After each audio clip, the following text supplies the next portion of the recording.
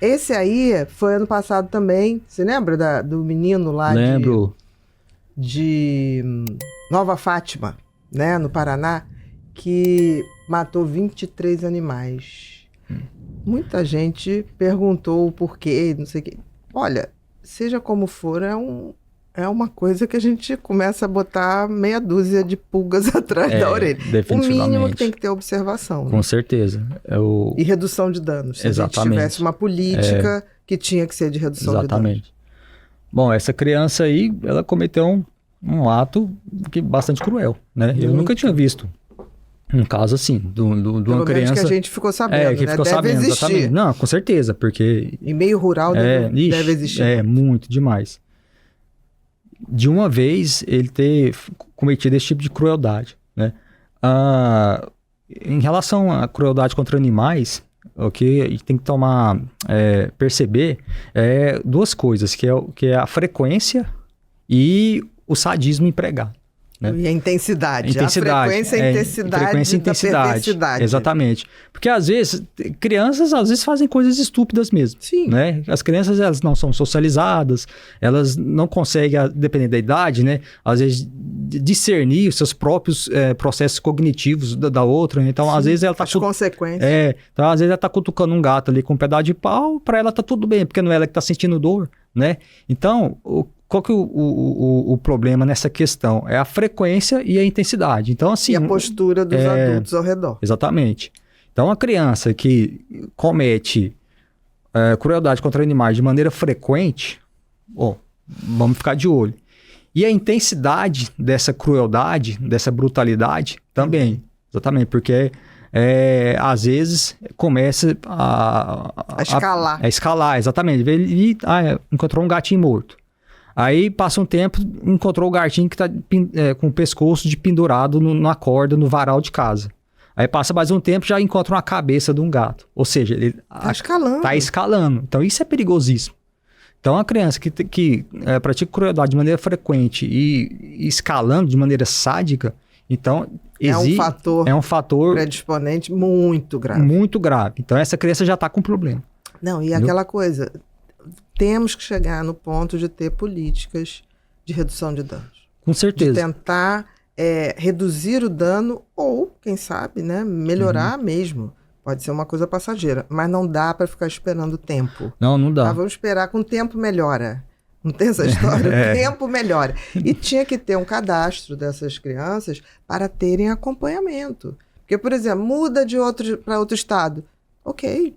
O acompanhamento segue lá. Sim. Não é para discriminar, é justamente para dar oportunidade de ter um prognóstico melhor.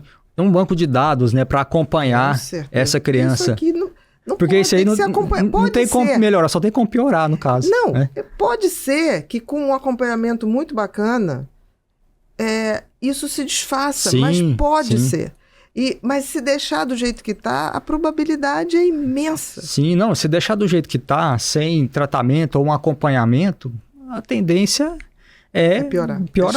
É escalar, sabe? Então, assim, eu concordo de fato que deve existir políticas públicas, tem que existir. Porque, não tem como, tem que falar disso. Porque isso é uma proteção contra a sociedade. Tem que falar disso. Aí, é uma proteção da criança e da sociedade. A proteção dela também. Exatamente. Porque assim, ninguém quer, Bia, eu não gostaria de ver alguém preso. Ninguém quer ver, também. Sabe, como empático e humano que sou, eu não gostaria que existissem pessoas presas. E aí muitas vezes essas pessoas estão presas, né? Você pega criminosos que não tiveram, que nasceram de uma maneira diferente, né? Às vezes tem um cérebro diferente. A gente sabe, por exemplo, que os psicopatas têm uma lesão, né, na parte do lobo frontal, sistema límbico que é menos funcionante. Não é lesão em termos de estrutura.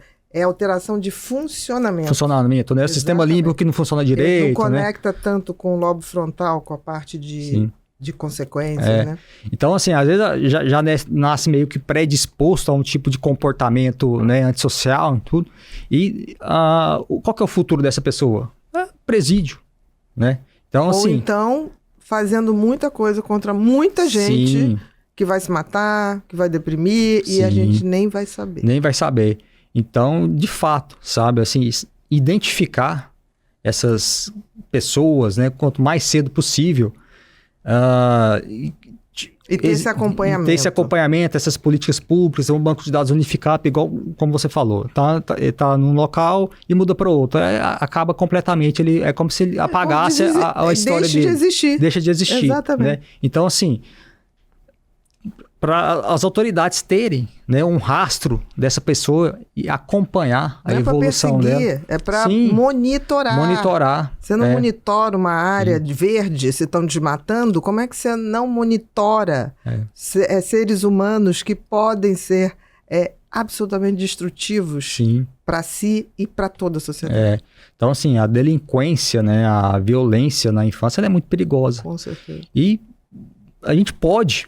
Existe possibilidade, né, da gente diminuir esse tipo de comportamento, esse poder de destruição. Moldar, exatamente, moldar ali o cérebro da criança. Não, como você falou, aqueles centros lá nos Estados Unidos, né, que redução de danos. Redução de danos, exatamente. A criança entra ali como assassina, porque tem assassinos lá, muito jovens, assassinos que até praticaram crimes hediondos, como mutilação, esse tipo de coisa, entendeu? E que sai de lá e volta para a sociedade e a criança, o já adulto, né, ele não reincide mais. Sim, né? talvez o universo seja a mulher, daquele que você falou, né, da promíscuo e tanto, talvez para ela ele continua sendo muito nocivo. Sim, exatamente. Sim, mas é possível. Ele vai cometer outros tipos de violência.